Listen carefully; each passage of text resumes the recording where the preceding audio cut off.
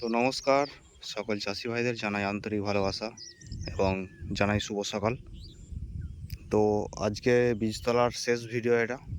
বীজতলা নিয়ে আর কোনো ভিডিও আসবে না, কারণ আমার এই বীজতলাটি রোপণ করা হবে সামনে 3-4 দিন বাদই।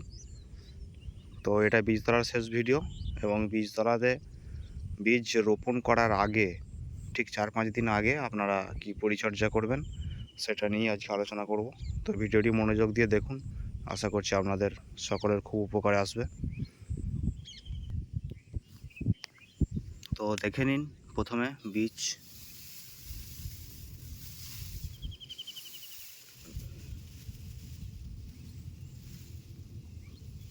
4-5 দিন আগে, মোটামুটি 4-5 দিন আগে আপনারা বীজতলার জল অবশ্যই কমিয়ে দেবেন, একদমই কমিয়ে দেবেন, যাতে বীজের গোড়াগুলো মোটা হয়।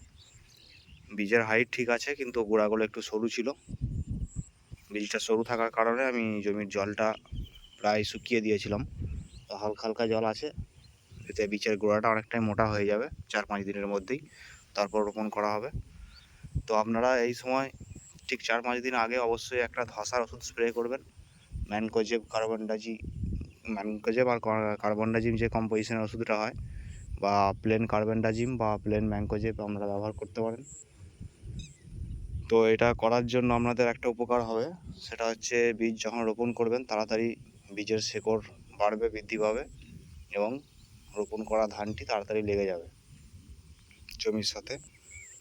কারণ ধসার যে ওষুধটা আপনারা দেবেন, ধসার ওষুধ আপনারা জানেন সকলেই যে ধসার ওষুধ শিকড়ের কাজ করে, নতুন শিকড় গজাতে সাহায্য করে।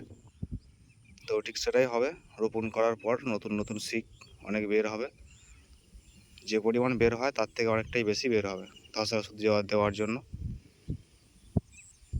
তো অবশ্যই আপনারা ধসার একটা ওষুধ স্প্রে করবেন, কার্বনডাজিম ম্যানকোজেব কম্পোজিশনের। তার 4-5 দিন বাদ আপনারা রোপণ করবেন, তাহলে আপনাদের বীজের গ্রোথ অনেকটাই ভালো হবে রোপণ করার পর। তো আজকের ভিডিওটা এইটুকুই।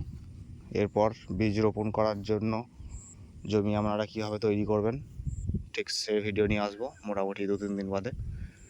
তো এটা আপনাদের জানানো দরকার ছিল অবশ্যই, তাই জানিয়ে দিলাম। নেক্সট ভিডিও আসছে 2-3 দিন পর, আপনারা রোপণ করা জমিটা কীভাবে তৈরি করবেন সেই নিয়ে।